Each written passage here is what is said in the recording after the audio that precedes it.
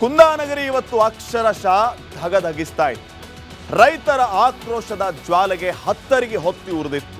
ತಾಳ್ಮೆಯ ಕಟ್ಟೆ ಒಡೆದು ಹೋಗಿತ್ತು. ಅನ್ನದಾತರ ಪ್ರತಿಭಟನೆ ಹಿಂಸಾಚಾರದ ಸ್ವರೂಪವನ್ನು ಕೂಡ ಪಡೆದಿತ್ತು. ರೈತರು ತಾಳ್ಮೆ ಕಳೆದುಕೊಂಡ್ರೆ ಏನಾಗುತ್ತೆ ಅನ್ನೋದಕ್ಕೆ ಈ ದೃಶ್ಯಗಳೇ ಸಾಕ್ಷಿಯಾಗುತ್ತೆ. ನೋಡ್ಕೊಂಡು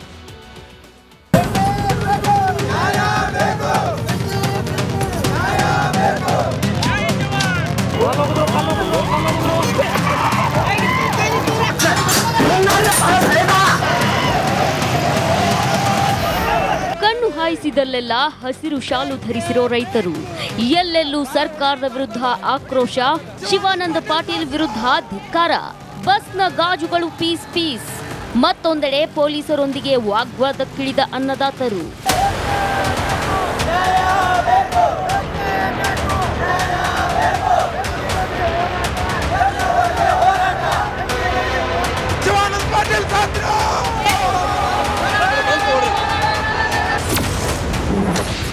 ಬೆಳಗಾವಿಯಲ್ಲಿ ಉಗ್ರ ಸ್ವರೂಪ ಪಡೆದ ರೈತರ ಹೋರಾಟ.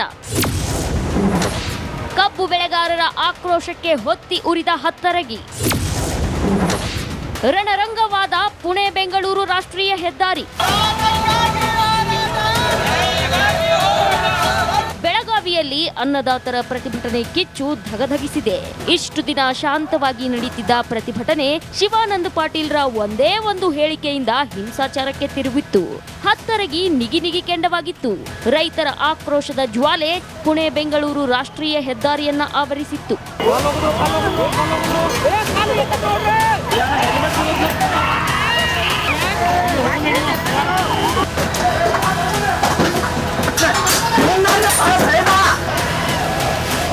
ಪ್ರತಿಭಟನೆ ಹತ್ತಿಕ್ಕಲು ಬಂದ ಪೊಲೀಸರ ವಿರುದ್ಧ ಅನ್ನದಾತರು ಕೆರಳಿ ಕೆಂಡವಾಗಿದ್ರು. ಪೊಲೀಸರೊಂದಿಗೆ ವಾಗ್ವಾದ ನಡೆಸಿ ಸರ್ಕಾರದ ವಿರುದ್ಧ ಧಿಕ್ಕಾರ ಕೂಗಿದ್ರು.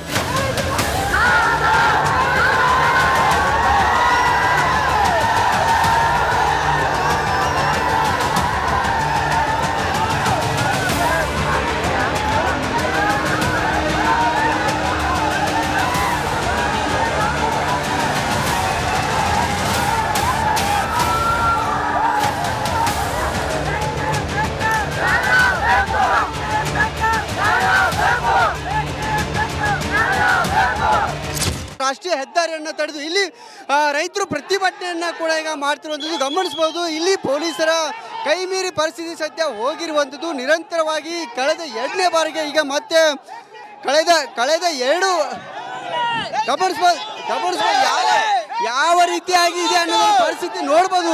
ರೈತರು ಪೊಲೀಸರ ನಡುವೆ ಈ ಒಂದು ಪ್ರತಿಭಟನೆ ಕೂಡ ಇಲ್ಲಿ ಏನು ಕಾರ್ ಬಂದಿರುವಂಥದ್ದು, ಕಾರಿಗೆ ಅಡ್ಡ ಹಾಕಿರುವಂಥದ್ದು, ಅವರಿಗೆ ಎಚ್ಚರಿಕೆ ಕೊಡುವಂಥ ಕೆಲಸ ಕೂಡ ಇಲ್ಲಿ ಆಗ್ತಿರುವಂಥದ್ದು. 9 ದಿನದಿಂದ ಪ್ರತಿಭಟನೆ ಮಾಡ್ತಿದ್ರು.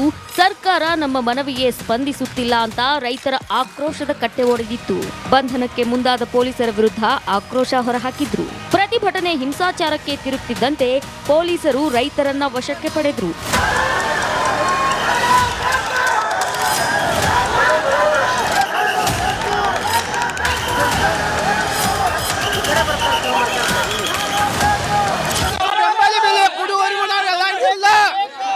ನಮಗೆ ನ್ಯಾಯ ಸಿಗುವವರೆಗೂ ನಾವು ಬಿಡಂಗಿಲ್ಲ. 8 ದಿವಸ ಆತು ಉಪವಾಸ, ದನಕರ ಉಪವಾಸ ಬಿದ್ದಾವು. ನಾವೇನು ಜಾಸ್ತಿ ಕೇಳಕತ್ತಿಲ್ಲ.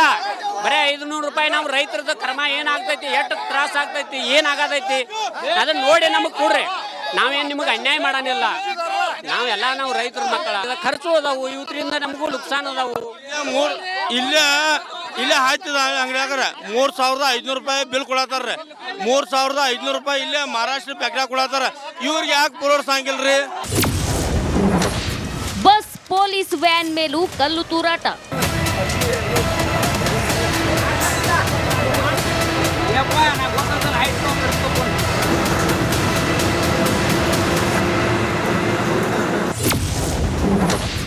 ಲಾರಿಗೆ ಮುತ್ತಿಗೆ ಹಾಕಿ ಅನ್ನದಾತರ ಆಕ್ರೋಶ.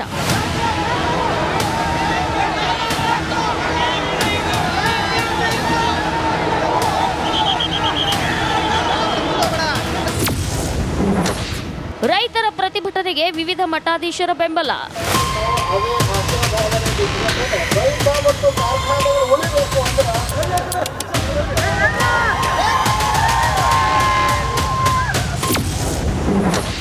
ನಮಗೂ ಮಹಾರಾಷ್ಟ್ರದಲ್ಲಿನ ಬೆಲೆ ಕೊಡಿ. ಅವ್ರು 3,000 ಆಗೋ ಮಟ ನಮ್ಮ ರೈತರ ಹೋರಾಟ ನಿಲ್ಲೋದಿಲ್ರಿ. ನಮಗೆ ಒಂದು ಟೈನಿಗೆ 3,000 ರೂಪಾಯಿ ಬೇಕ್ರಿ. ಮತ್ತು ಮಹಾರಾಷ್ಟ್ರದಾಗ 3,600 ರೂಪಾಯಿ ಕೊಡಕ್ಕೆ ಅವ್ರು ರೆಡಿ ಅದಾರ್ರಿ. ಅಲ್ಲಿ ಸಕ್ಕರೆ 1 ಕೆಜಿಗೆ 42 ರೂಪಾಯಿನ ಐತ್ರಿ. ನಮ್ಮ ಕರ್ನಾಟಕದಾಗ 1 ಕೆಜಿಗೆ 42 ಐತ್ರಿ. ಅವ್ರು 3,600 ಕೊಡ್ತಾರೆ. ನಮ್ಮ ಕರ್ನಾಟಕದಾಗ 3,200, ಇವ್ರು 3,600 ರೂಪಾಯಿ. ಇವ್ರಿಗೆ ಬಾಗಲಕೋಟೆಯಲ್ಲೂ ಟೈರ್ಗೆ ಬೆಂಕಿ ಹಚ್ಚಿ ಪ್ರೊಟೆಸ್ಟ್.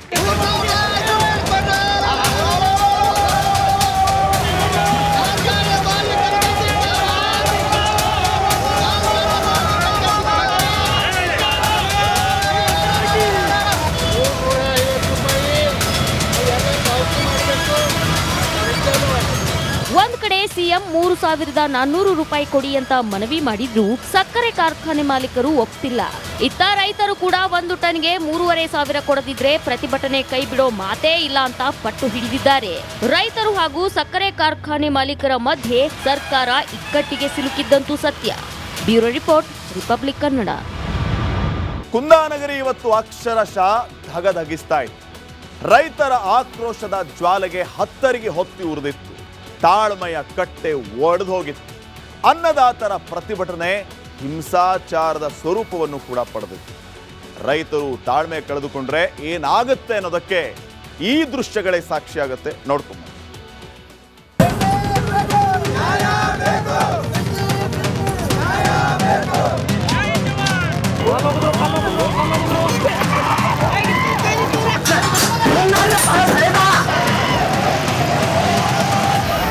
ಕಣ್ಣು ಹಾಯಿಸಿದಲ್ಲೆಲ್ಲ ಹಸಿರು ಶಾಲು ಧರಿಸಿರೋ ರೈತರು. ಎಲ್ಲೆಲ್ಲೂ ಸರ್ಕಾರದ ವಿರುದ್ಧ ಆಕ್ರೋಶ, ಶಿವಾನಂದ ಪಾಟೀಲ್ ವಿರುದ್ಧ ಧಿಕ್ಕಾರ. ಬಸ್ನ ಗಾಜುಗಳು ಪೀಸ್ ಪೀಸ್. ಮತ್ತೊಂದೆಡೆ ಪೊಲೀಸರೊಂದಿಗೆ ವಾಗ್ವಾದಕ್ಕಿಳಿದ ಅನ್ನದಾತರು.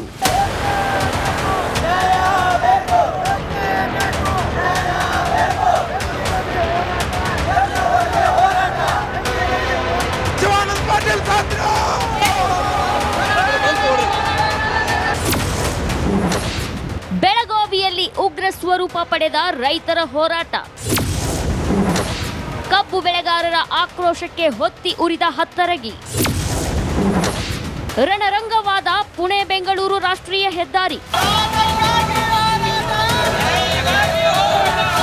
ಬೆಳಗಾವಿಯಲ್ಲಿ ಅನ್ನದಾತರ ಪ್ರತಿಭಟನೆ ಕಿಚ್ಚು ಧಗಧಗಿಸಿದೆ.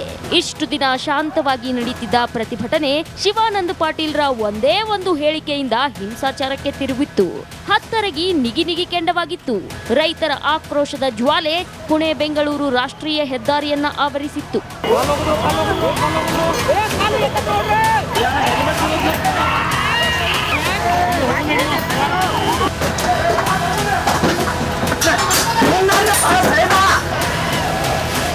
ಪ್ರತಿಭಟನೆ ಹತ್ತಿಕ್ಕಲು ಬಂದ ಪೊಲೀಸರ ವಿರುದ್ಧ ಅನ್ನದಾತರು ಕೆರಳಿ ಕೆಂಡವಾಗಿದ್ರು. ಪೊಲೀಸರೊಂದಿಗೆ ವಾಗ್ವಾದ ನಡೆಸಿ ಸರ್ಕಾರದ ವಿರುದ್ಧ ಧಿಕ್ಕಾರ ಕೂಗಿದ್ರು.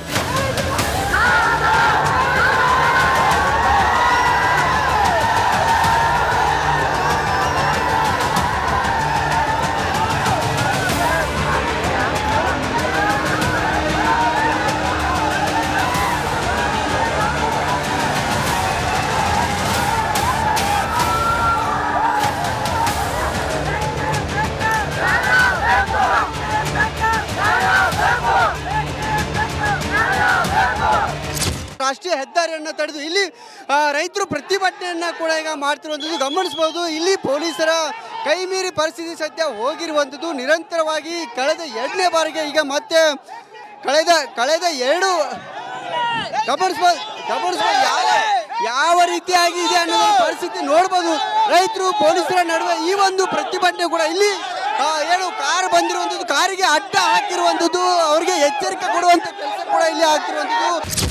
9 ದಿನದಿಂದ ಪ್ರತಿಭಟನೆ ಮಾಡ್ತಿದ್ರು ಸರ್ಕಾರ ನಮ್ಮ ಮನವಿಗೆ ಸ್ಪಂದಿಸುತ್ತಿಲ್ಲ ಅಂತ ರೈತರ ಆಕ್ರೋಶದ ಕಟ್ಟೆ ಒಡೆದಿತ್ತು.